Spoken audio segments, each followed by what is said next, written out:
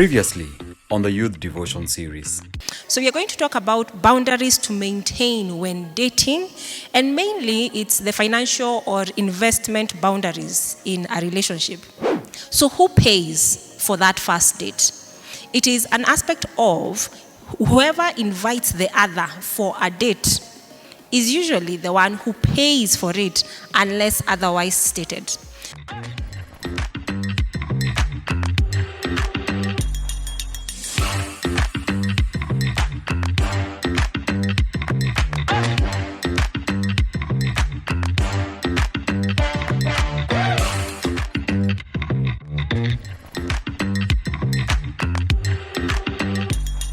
Good day to you. Once again, my name is Faith Mutegi, and I'm a counselor by profession. Sometimes we also use the phrase psychologist, counselor, psychologist. And today's topic, as we had mentioned in the last one, was navigating challenges in relationships. And one of the challenges that shows up is marafiki. How do you manage being a boyfriend and a friend? How do you manage to be a girlfriend and a friend? So usually you have your friends, you know your friends before you get to your significant other or the person that you're dating.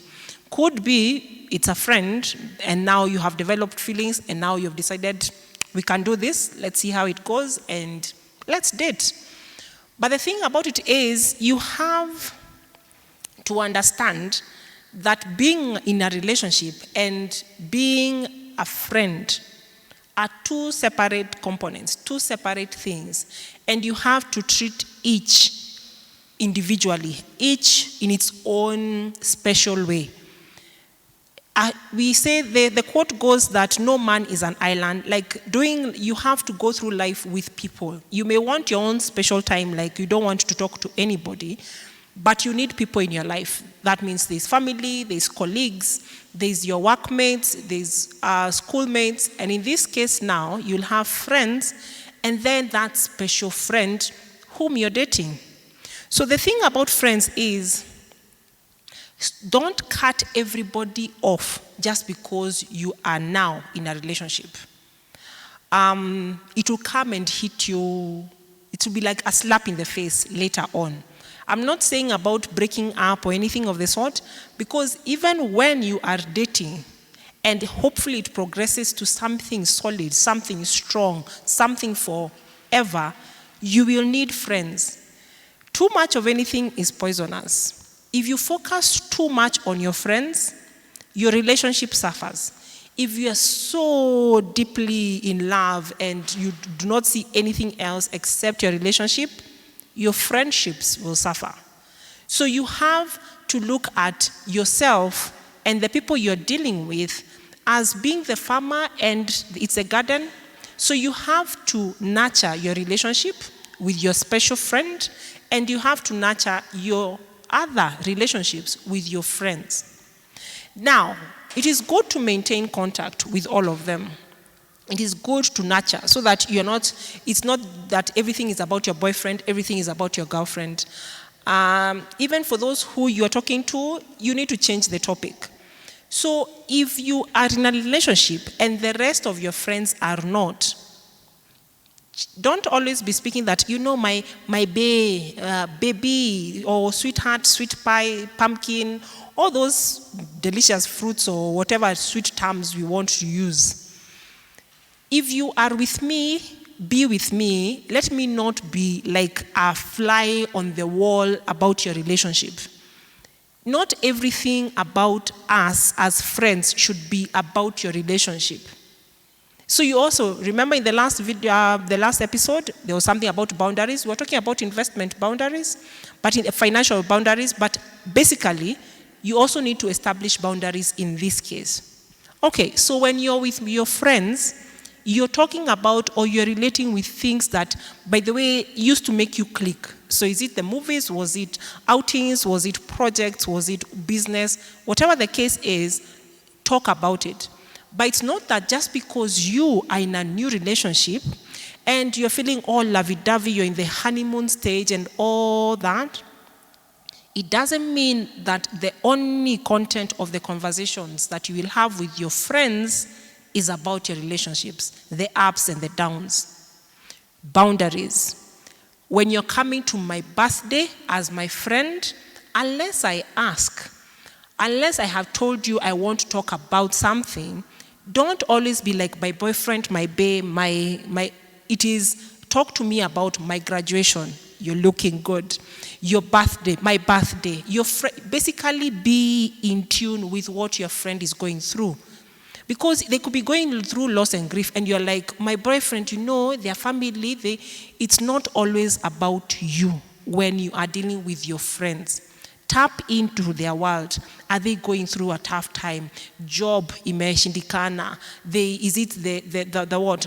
Now that you're in the phase of development that you are in, there's homework to be done. Is it homework or assignments and all that? So by the time you're having conversations, let it not overshadow the relationship you had with your friend before you got into a relationship. And then there's this aspect of, if you are hit, there are certain bumps or like hitches in your relationship, lack of communication, there are some things you're not sorting out, you haven't sorted out within your relationship, and now you mention everything to your friend. Yes, if you want a space where you want to be heard, great. But sometimes we usually badmouth the other partner, your bae, but without looking at your responsibility in that conflict. And there are some conflicts that you don't need to tell other people about. You need to sort out with your significant other. And then when you're relating with me as a friend, you're like, by the way, okay, yes, but we are good, or I'll talk to you about it later. So by the time you're having a conversation with your friends, don't always badmouth your significant other, your bae. I'll use different words for that. And also try to tune into their world. Another thing about, if you are a friend to someone who is in a relationship, friendships evolve. They change. If you are acting the same way you were acting when you were in high school, something is wrong. Friendships change, whether it is platonic or intimate. So, by the time you're looking at friends, what is the role or the place of friends in your relationship? You might eventually realize that you are spending more time in one. They may never get the same amount, but be very intentional. Be intentional with spending time with the person you're dating. Be intentional spending time with your friend. Do you need to section off a certain day if you're able to, and say, Thursdays, I need to be with my friend? And then the other days or any other time, you're like, I'm now with the person I'm dating. If it is possible to have a group hangout where the person you're dating and the friends that you are in your life meet, so that you're introducing each other, they are your support system, they are the people who will walk this journey with you, you can do that and do activities that you enjoy. And it's not a matter of these PDA, displays of public displays of affection. So when you are all together, yes, you are with your boyfriend, but also be respectful of the people you are hanging out with. If we know you're in a relationship, great, but there are some things that should not be displayed in the company of too many people. Then, create opportunities where your loved ones meet. Let other people know who you are working or you are having a relationship with. If the only time you are meeting the person you're dating is behind closed doors and there's nobody else, for me, that is a red flag. Be in social situations. See how people, the person you are dating, the lady or the gent you are dating, reacts around other people.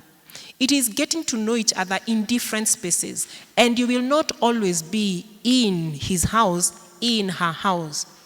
If the only time you're spending time together, getting to know each other, is behind closed doors and by yourselves, even though it's not behind closed doors, for me that's a red flag. You need to see your person, the person you fancy, in different situations. Go on a picnic, go on missions, go on retreats, volunteer, find different activities that your friends maybe are involved in or that are new for both of you, And then this is how you get to know, by the way, this is how my person reacts in certain situations. So it's not always about eating out. It's not always about, dial and deliver, Netflix and chill. It needs to be, by the way, can we make friends that are familiar to the two of us? So you have your friends as the lady, you have your friends as a guy. But you also need to be together in a situation so that you can have communal friends who are known to both of you. They get to know both of you. In the eventuality that you break up, terms and conditions apply. Because if you are friends with somebody, like if you are friends with the boyfriend, if you are friends to your, let me put it this way, it becomes complicated. Your loyalties as a friend may be tested when people break up. Do you stay with friends with the boyfriend and yet they are broken up with your girlfriend? You will also, as a friend, need to figure that out. Usually, my principle is whoever you got to know first should be the person you stay with. Excuse me.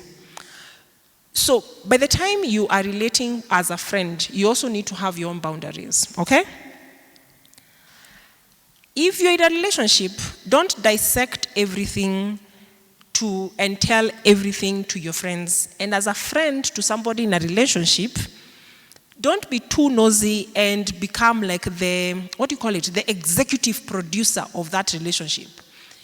By the time you are in a relationship and you pour out your heart to your friends, be okay with the feedback that they are giving back to you. But it's not a must for you to follow exactly what they have said. Make up your own mind. Remember, boundaries. Is this is the person you are dating. It's not them. By the time you are confused, you are conflicted, you are happy, you are embarrassed, if it is something, you don't have to tell everybody about everything about the guy or the chick you are dating. Because there are some things that can be embarrassing in the long run. So, as a friend, don't start being kuliendaje, like don't be probing into their personal lives. Be okay with yours. Find your own adventure. If you're in a relationship, be very careful when you're saying what you're saying in front of other people. Because you are in totally different stages of relationships. There are people who are single, those who have recently broken up. For you, you're maybe in the fancy stage of getting to know each other, in the thrill of being in a date. So be careful with what you say. Then, as we conclude, don't let one set of a relationship be all time consuming, because it reaches a point whereby, who are you? Don't lose yourself. So for me, I look at it in this way: be a friend to yourself also. You are a friend to others. You're a boyfriend or girlfriend to somebody, but don't forget yourself. Please don't stop nurturing who you are. Love who you are. Like, depend and become your greatest cheerleader. Whether the boyfriend tells you you're beautiful, know that you're beautiful. Whether the girl tells you, by the way, you are the best thing in my life that has ever come in my life, be your own cheerleader. Don't forget to nurture who you are, so that if the relationship continues, great. You are becoming a better person, even as you become a better entity within the relationship. But if the relationship comes to an end, because dating is finding out, are we compatible or not?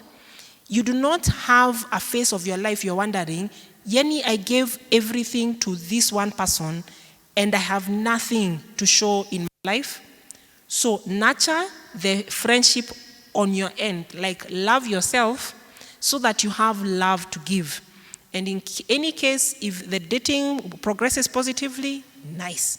If it doesn't, you still have moments or milestones in your own life that you're proud of.